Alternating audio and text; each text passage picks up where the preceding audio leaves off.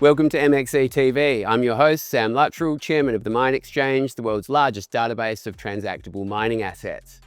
Today, I'm joined by Casper Adson and Phil Gallagher from Peak Minerals. Welcome, gentlemen. Thank you. Phil, conscious of the time you spent with the company, and conscious also that the current focus is the Minta Rutile Project in central Cameroon. We love discovery stories on the Minexchange, so could you tell us how you discovered Minta? I'd worked in Cameroon, Sam, for about 10 years, and we were looking for a new opportunity with some local business partners that I had, and doing some research on some historical data from the French BRGM back as far as the 1950s. We identified an opportunity for rutile in central Cameroon. We sent some local geologists out there, took some samples, brought the samples back to Perth, and realised we're actually onto something here. And then with my local partners, we pegged nearly 3,500 square kilometres of land, of mineral exploration permits, which now, following this first pass exploration, looks like we've actually pegged the right area. So it's a genuine discovery in an area that nobody realised there was a rutile in existence. So, other than, I might say, the French back in the 1950s.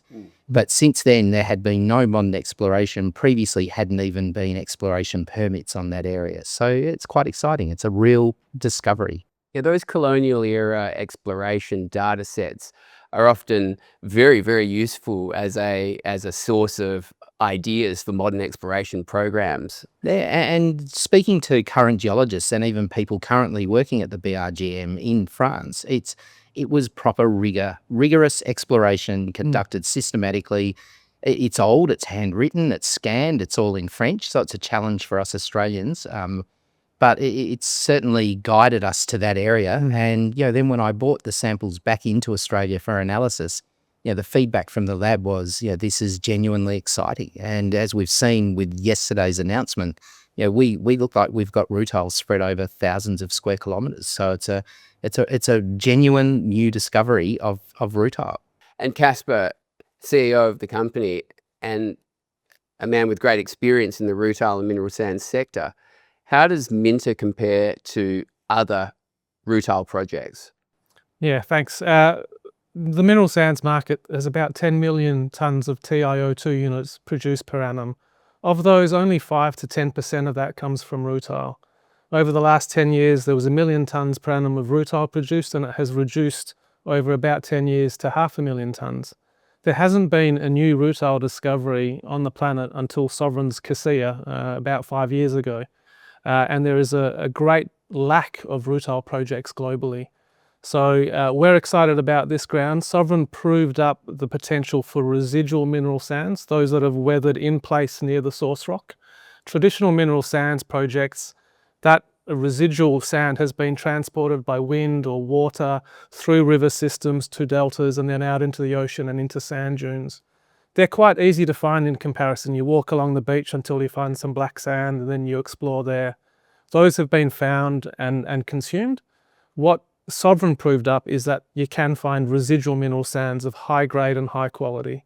What we're excited about with Minta is that we found another area that is very similar in geology and in residual grade and assemblage to what Sovereign found.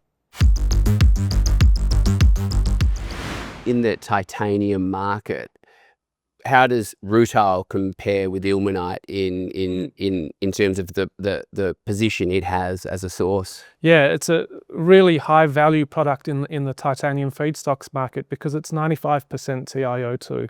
Ilmenite spans from about 45 to 65% titanium dioxide. So when you mine an ilmenite, you're only making something half titanium. When you mine something rutile, it's nearly pure titanium. So any customer sees the value and use of purchasing something of such high grade. And is that why rutile is having this market moment at present? Yeah, and the scarcity. There just are no rutile projects globally. They're being consumed out, and then everyone is needing to look at ilmenite to make their titanium units from.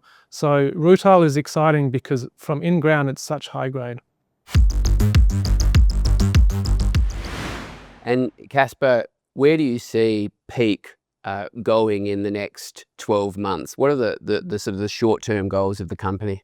We've just finished our first residual reconnaissance program, so looking at the residual soils That's over about 3,500 kilometres squared, and with a handheld auger rig down to 7 metres. So really cheap, easy, quick exploration to prove the concept that we've got residual mineral sands in place.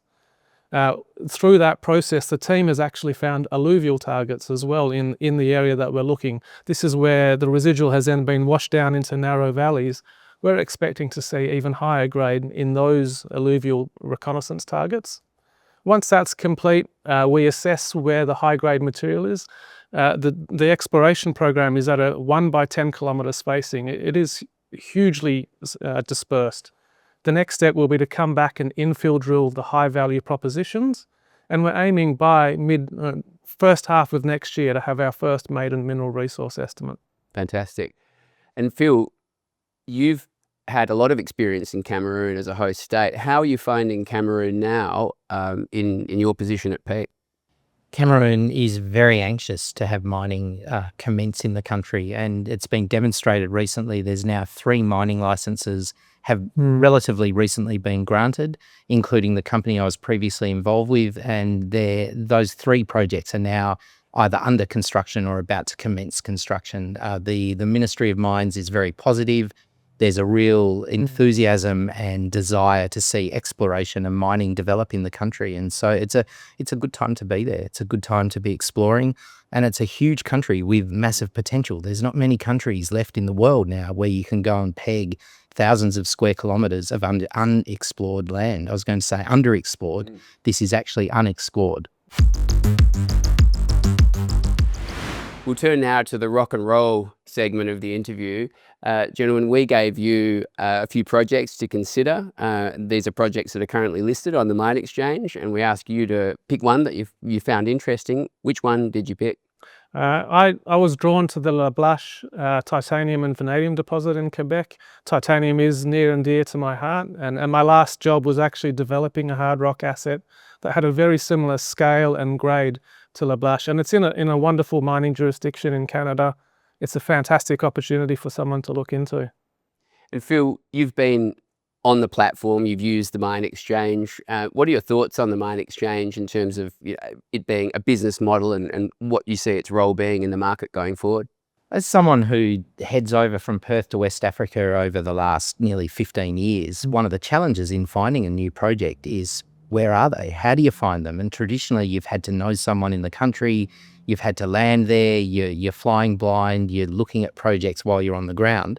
The Minexchange is a new platform where the projects are there, you can see the project first. It's a credible introduction to a project where initial due diligence has been done, so you can have comfort that you're looking at a real project that really is available. I think it's a really unique service. Fantastic, thank you.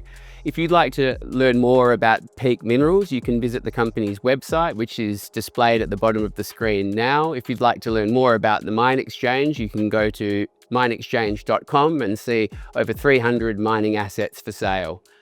Casper, Phil, thank you for your time. Thanks, Pleasure. Sam.